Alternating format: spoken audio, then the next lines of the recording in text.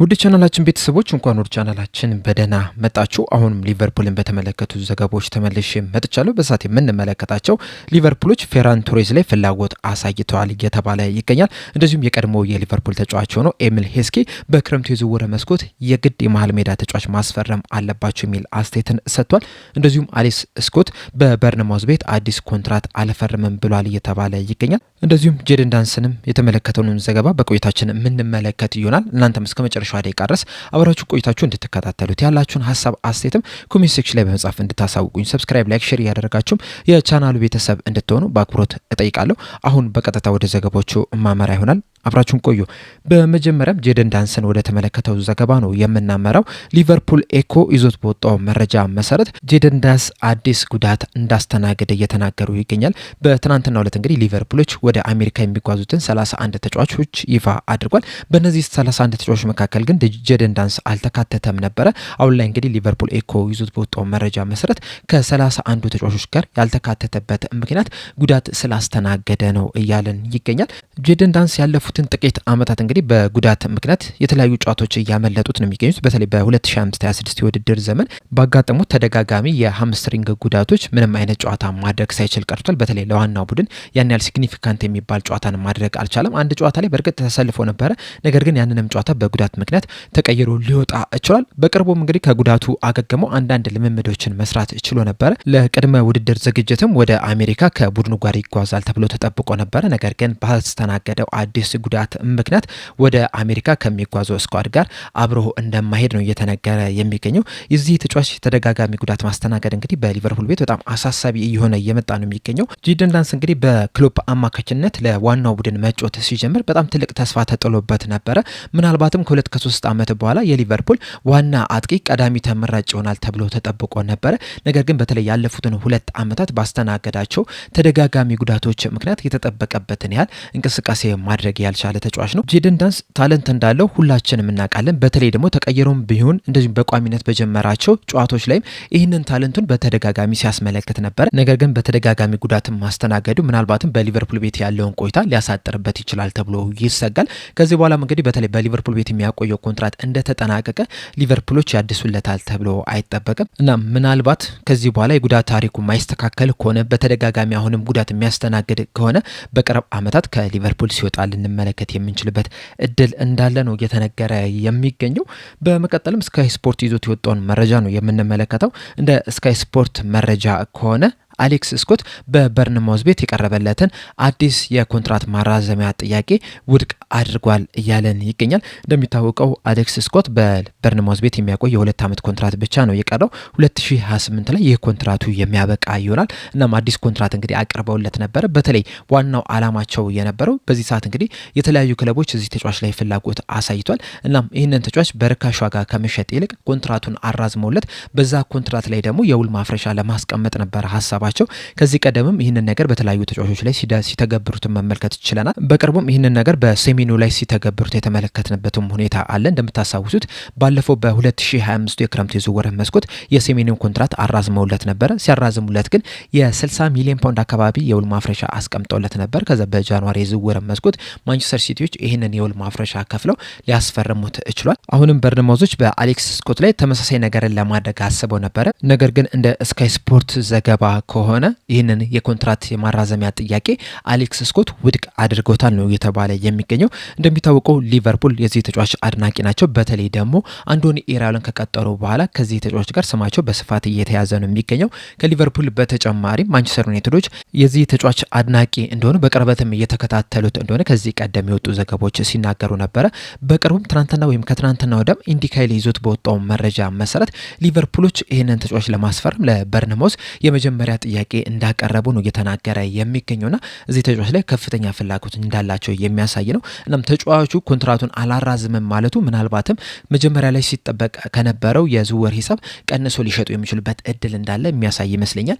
በርንማውዞች እንግዲህ ይህንን ተጫዋች 80 ሚሊዮን ፓውንድ ለጥፈውበታል። በተለይ ደግሞ በቅርቡ የመሃል ሜዳ ተጫዋቾች በውድ ዋጋ መሸጣቸውን ተከትሎ በርንማውዞችም የዚህ ተጫዋችን ሂሳብ ከፍተኛ እንዳደረጉት ነው እየተነገረ የሚገኘው። ምናልባት ግን ይህንን የኮንትራት ማራዘሚያ አልፈርምም ማለቱ ከ80 ሚሊዮን ፓውንድም ቀንሰው ሊሸጡ የሚችሉበት እድል እንዳለ ነው እየተነገረ የሚገኘው። ሊቨርፑሎች የዚህ ተጫዋች አድናቂ ናቸው። ከዚህ ቀደም በተደጋጋሚ ስንለው የነበረ ነገር ነው። እንደዚሁም ደግሞ በዚህ የክረምት የዝውውር መስኮትም የመሃል ሜዳ ክፍሉን የግድ ማጠናከር መቻል አለባቸው። ነገር ግን ደግሞ የመሃል ሜዳውን ለማጠናከር ቡድኑን ለማጠናከር አሌክስ ስኮትን ያስፈርሙታል ወይ የሚለው በጣም ትልቅ ጥያቄ ነው። እንደዚሁስ በርነማውዞች ስለዚህ ተጫዋች ምን ያህል ገንዘብ ይፈልጋሉ የሚለው ራሱ በጣም ትልቅ ጥያቄ ነው የሚሆነው እና ምናልባትም ይህንን ተጫዋች ሲያስፈርሙ ልንመለከት እንችላለን። በዛው ልክም ደግሞ ላያስፈርሙ የሚችሉበትም ግን እድል እንዳለ መናገር ይቻላል። በመቀጠልም የቀድሞ የሊቨርፑል ተጫዋች የሆነው ኤሚል ሄስክ የሰጠውን አስተያየት ነው የምንመለከተው። በቅርቡ እንግዲህ ከቴን ቢት ጋር ባደረገው ቆይታ በሰጠው አስተያየት በዚህ የክረምት የዝውውር መስኮት ሊቨርፑሎች የግድ የመሃል ሜዳውን ማጠናከር አለባቸው፣ የግድም ተጫዋች ማስፈረም አለባቸው የሚል አስተያየቱን ሰጥቷል። አያይዞም በሰጠው አስተያየት እኔ እንደሚመስለኝ አሌክሲስ ማካሊስተር በጣም አስደናቂ የሚባል ተጫዋች ነው፣ ፋንታስቲክ የሚባል ተጫዋች ነው። ነገር ግን ደግሞ ከሱ ጋር ሊፎካከር የሚችል ወይም ደግሞ እሱን ቤንች ሊያደርግ የሚችል የተሻለ ተጫዋችን ማስፈረም መቻል አለባቸው። ለዚህ ደግሞ ጥሩ መፍትሄ ይሆናል ብዬ የማስበው የክሪስታል ፓላሱ አዳም ሞርተን ነው። ሊቨርፑሎች አዳም ሞርተንን የሚያስፈርሙት ከሆነ ከአሌክሲስ ማካሊስተር የተሻለ ጥቅምን ይሰጣቸዋል ብዬ አስባለሁ። በእርግጥ በዓለም ዋንጫው ላይ በእንግሊዝ ብሔራዊ ቡድን ጥሪ አልቀረበለትም። ነገር ግን ደግሞ ከዚህ በኋላ በሚኖሩ የሀገራት ጨዋታ ግን ጥሪ ይቀርብለታል የሚል እምነት አለኝ። ምክንያቱም ተጫዋቹ በጣም ኳሊቲ ያለው ነው። ወደ ሊቨርፑል የሚመጣ ከአሌክሲስ ማካሊስተር የተሻለ ጥቅምን ለቡድኑ መስጠት ይችላል የሚል አስተያየትን ሰጥቷል። ሊቨርፑሎች በተለይ ያለፈውን አንድ ዓመት ይህንን ተጫዋች በቅርበት ሲመለከቱት ነበር። ምናልባትም አርነ ስሎት እስካሁን ድረስ የሊቨርፑል አሰልጣኝ ሆኖ ቢሆን ኖሮ አዳም ሞርተንን እስካሁን ድረስ አስፈርመውትም ሊሆን ይችሉ ነበር። ነገር ግን የአሰልጣኝ ለውጥ መደረጉ ቡድኑ ላይ የሲስተም ለውጥ እንዲያመጣ አድርጎታል። በዛ ምክንያት ነው እንግዲህ እስካሁን ድረስ አዳም ሞርተንን ሳያስፈርሙ የቀሩት። በእርግጥ አሁንም ድረስ ይህንን ተጫዋች በቅርበት እየተመለከቱት ነው የሚገኙት። ነገር ግን ደግሞ ቀዳሚ ተመራጫቸው እንዳልሆነ ነው እየተነገረ የሚገኘው። ከሱ በተጨማሪም ሌሎችም የመሃል ሜዳ ተጫዋቾችን በቅርበት እየተመለከቱ ነው የሚገኙት። ቀደም እንዳልኳቸው አሌክስ ስኮትንም በቅርበት እየተመለከቱ ነው የሚገኙ። ከሱ በተጨማሪም ደግሞ የሮማ ተጫዋች የሆነው ኮኔንም በቅርበት ሲመለከቱት ነበረ። ሌሎችንም ተጫዋቾች እንግዲህ እየተመለከቱ ነው የሚገኙት። እስካሁን ድረስ እንግዲህ ፋይናል ዲሲሽን ላይ ወይም ደግሞ የመጨረሻ ውሳኔ ላይ አልደረሱም። ነገር ግን ደግሞ በዚህ የክረምት ዝውውር መስኮት አንድ የመሃል ሜዳ ተጫዋች ሊያስፈርሙ እንደሚችሉ ግን ከዚህ ቀደም በወጡ ዘገቦች መመልከት እችለናል። በመቀጠልም ሌኪፕ ይዞት የወጣውን መረጃ ነው የምንመለከተው። እንደ ሌኪፕ ዘገባ ከሆነ ሊቨርፑልና ፒኤስጂ የባርሴሎና የፊት መስመር ተጫዋች የሆነውን ፌራን ቶሬዝ ላይ ፍላጎት አሳይተዋል እያለን ይገኛል። እንደሚታወቀው ፌራን ቶሬዝ ጃንዋሪ 2022 ላይ ነበረ ከማንቸስተር ሲቲ በ55 ሚሊዮን ዩሮ እንደዚሁም ደግሞ ጭማሪ አዶንሶች ተጠቃለውበት ወደ ባርሴሎና ማቅናት የቻለው። በባርሴሎና ቤትም በሁሉም ውድድሮች 270 ጨዋታዎችን አድርጎ 65 ግቦችን ማስቆጠር ችሏል። እንደዚሁም በላሊጋ ብቻ ደግሞ 140 ጨዋታዎችን ማድረግ ሲችል 41 ግብና 22 አሲስት ማስመዝገብ የቻለ ተጫዋች ነው። እንደዚሁም በተጠናቀቀውም የ2025/26 የውድድር ዘመንም በሁሉም ውድድሮች 21 ግቦችንና 3 አሲስት ማስመዝገብ የቻለ ተጫዋች ነው። እንደዚሁም በቅርቡ በተጠናቀቀው የዓለም ዋንጫ ጨዋታ ላይ በፍጻሜም አርጀንቲና ባሸነፉበት ጨዋታ ላይ የማሸነፊያውን ብቸኛ ግብም ፌራን ቶሬዝ ነበረ ማስቆጠር እየቻለው። በባርሴሎና ቤት ያለው ቆይታ ግን አሁን ላይ ሊጠናቀቅ እንደቀረበ ነው እየተነገረ የሚገኘው። በተለይ ደግሞ በዚህ ሰዓት እንግዲህ በባርሴሎና ቤት የሚያቆይ የአንድ ዓመት ኮንትራት ብቻ ነው የቀረው። ቀጣይ ዓመት ወይም በቀጣዩ የክረምት የዝውውር መስኮት 2027 ላይ በባርሴሎና ቤት የሚያቆዩ ኮንትራት የሚጠናቀቅ ይሆናል። ባርሴሎናዎችም በዚህ ሰዓት ላይ የተጫዋቹን ኮንትራት ለማደስ ምንም አይነት ፍላጎት እንደሌላቸው ነው እየተነገረ የሚገኘው። በተለይ የተጫዋቹን ኮንትራት የሚያድሱለት ከሆነ ለማንቸስተር ሲቲ ተጨማሪ የ9.1 ሚሊዮን ፓውንድ ክፍያ መክፈል አለባቸውና ያንን ክፍያ ላለመክፈል የዚህ ተጫዋች ኮንትራትን ላለማደስ እንዳሰቡ ነው እየተነገረ የሚገኘው። ይህንንም ተከትሎ እንግዲህ ፒኤስጂ እና ሊቨርፑሎች እዚህ ተጫዋች ላይ ፍላጎት አሳይተዋል እየተባለ ይገኛል። በተለይ ደግሞ የፒኤስጂ አሰልጣኝ የሆነው ሉዊስ ኤንሪኬ የዚህ ተጫዋች ከፍተኛ አድናቂ እንደሆነ ነው እየተነገረ የሚገኙና ይህንን ተጫዋች እንግዲህ ለማስፈረም በዚህ የክረምት የዝውውር መስኮት እንቅስቃሴ ሊያደርጉ የሚችሉበት እድል እንዳለ እየተዘገበ ይገኛል። ሊቨርፑሎችም እንግዲህ የፊት ለፊት መስመር ላይ ብዙ ክፍተቶች አሉባቸው። በተለይ በዋነኝነት ሁነኛ የሚባል የቀኝ ክንፍ አጥቂ ተጫዋች የላቸውም። ከዛ በተጨማሪም ሂጎ ኤኪቲኬ ጉዳት ላይ ነው የሚገኘው። እስከ ጃንዋሪ ወር ድረስም ከጉዳቱ አገግሞ ወደ ሜዳ ላይ መለስ ይችላል። ሪዮ እንጉማም ገና 17 ዓመቱ ላይ ነው የሚገኘው። ገና በቅርቡ 18 ዓመቱ ላይ ይገባል ከሁለት ወር በኋላ። እንደዛም ቢሆንም ግን ገና ወጣት የሚባል ተጫዋች ነው። ቪክተር ሙኒዝም ገና ወጣት ነው። እንደዚሁም ደግሞ በፕሪሚየር ሊጉ ላይም ልምድ ያለው ተጫዋች የለም። ስለዚህ ሊቨርፑሎች ሊተማመኑባቸው የሚችሉት በኮዲ ጋክፖና በአሌክሳንደር ኢሳክ ነው። እነሱም እንግዲህ የየራሳቸው ችግር አለባቸው።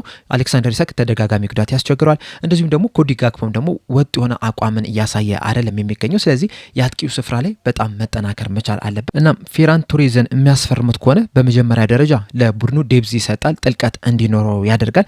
ከዛ በተጨማሪም ደግሞ በተደጋጋሚ ጉዳት የሚያስቸግረው ተጫዋች አይደለም። ብዙ ጊዜ አቬለብል መሆን የሚችል ተጫዋች ነው። እንደዚሁም ደግሞ በጣም ቨርሳታይል የሚባል ተጫዋች ነው። በአጥቂ ስፍራ ላይ በየትኛውም ቦታ ላይ መጮት የሚችል ተጫዋች ነው። በግራ ክንፍም በቀኝ ክንፍም እንደዚሁም ደግሞ 9 ቁጥር ቦታ ላይ መጮት የሚችል ተጫዋች ነው። ከዛ በተጨማሪም ደግሞ በጣም ውድ የሚባልም አይደለም። በእርግጥ ከዓለም ዋንጫው በፊት ምናልባትም ሊቨርፑሎች ይህንን ተጫዋች ለማስፈረም እንቅስቃሴ ቢያደርጉ ኖሮ በጣም በርካሽ ገንዘብ ሊያገኙት ይችሉ ነበረ። ነገር ግን በዓለም ዋንጫው ላይ ጥሩ እንቅስቃሴ ማድረጉን ተከትሎ በተለይ ደግሞ በፍጻሜው ጨዋታ ላይ ጎል ማስቆጠሩን ተከትሎ ምናልባትም ባርሴሎናዎች ተጨማሪ ገንዘብ ሊጠይቁ የሚችሉበት እድል አለ። እንደዛም ቢሆንም ግን ከ50 ሚሊዮን ፓውንድ በላይ ያስወጣቸዋል ተብሎ አይጠበቅም። በዚህ ሰዓት እንግዲህ እንደ ትራንስፈር ቫሊዩ ዘገባ ከሆነ ይህ ተጫዋች ከ40 እስከ 45 ሚሊዮን ፓውንድ ድረስ ያወጣል ተብሎ ነው የሚጠበቀው። ይህ ደግሞ በተለይ በዚህ ሰዓት ላይ ያለውን የተጫዋቾች ዝውውር ሂደት ወይም ደግሞ የተጫዋቾችን ሂሳብ ከተመለከትን ውድ የሚባል አይደለም። በዚህ ምክንያትም ሊቨርፑሎች ይህንን ተጫዋች ለማስፈረም እንቅስቃሴ ሊያደርጉ የሚችሉበት እድል እንዳለ ነው እየተነገረ የሚገኘው። ነገር ግን ይህ ተጫዋች ወደ ሊቨርፑል የሚመጣ ከሆነ ሁለኛ የሞሐመድ ሳላ ተተኪ ይሆናል ተብሎ አይጠበቅም። ለሱ ሌላ ተጫዋች ሊያስፈርሙ የሚችሉበት እድል አለ። ነገር ግን ፌራን ቶሬዝ ቢመጣ አንደኛ የፕሪሚየር ሊግም ልምድ አለው፣ ጎሎችን ማስቆጠር ይችላል። እንደዚሁም ደግሞ ቡድኑን ማጠናከር ስለሚችል ለሊቨርፑል ትልቅ መፍትሄ ሊሆን ይችላል ተብሎ ይጠበቃል። ያስፈርሙታል ወይ ግን በጣም ትልቅ ጥያቄ ነው። እንደዚሁም ደግሞ ፒኤስጂዎችም እዚህ ተጫዋች ላይ ከፍተኛ ፍላጎት ማሳየታቸው ምናልባትም ሊቨርፑሎች ከባድ ተፎካካሪ ሊገጥማቸው ይችላል። ምናልባትም ተጫዋቹም ወደ ፒኤስጂ ሊያቀና የሚችልበት እድል እንዳለ መናገር ይቻላል። ሊቨርፑሎች ግን እዚህ ተጫዋች ላይ ፍላጎት እንዳሳዩ ሌኪፕ በዘገባቸው ተናግሯል። በዚህ ተጫዋች ዙሪያ እንግዲህ ያላችሁን ሀሳብ አስተያየት እንዳለ ኮሜንት ሴክሽን ላይ በመጻፍ አሳውቁኝ። ይህ ተጫዋች ቢመጣ ሊቨርፑልን ያጠናክራል ብላችሁ ታስባላችሁ? እንደዚሁ የዚህ ተጫዋች መምጣት ብቻ ለሊቨርፑል በቂ ነው ወይ? መልሳችሁ እንዳለ ኮሜንት ሴክሽን ላይ በመጻፍ አሳውቁኝ። ለአሁን እኔ እዚህ ላይ አበቃው። እስከ መጨረሻ ደቂቃ ድረስ ስለተከታተላችሁኝ ከልብ አመሰግናለሁ። በቀጣይ በሌላ እስከምንገናኝ ድረስ ሰብስክራይብ፣ ላይክ፣ ሼር ማድረግ እንዳትረሱ። እንደዚሁም የቴሌግራም እና የኢንስታግራም ቻናላችንን እንድትቀላቀሉ በአክብሮት እየጠየኩኝ እዚህ ላይ አበቃለሁ። ቸር ያቆየን።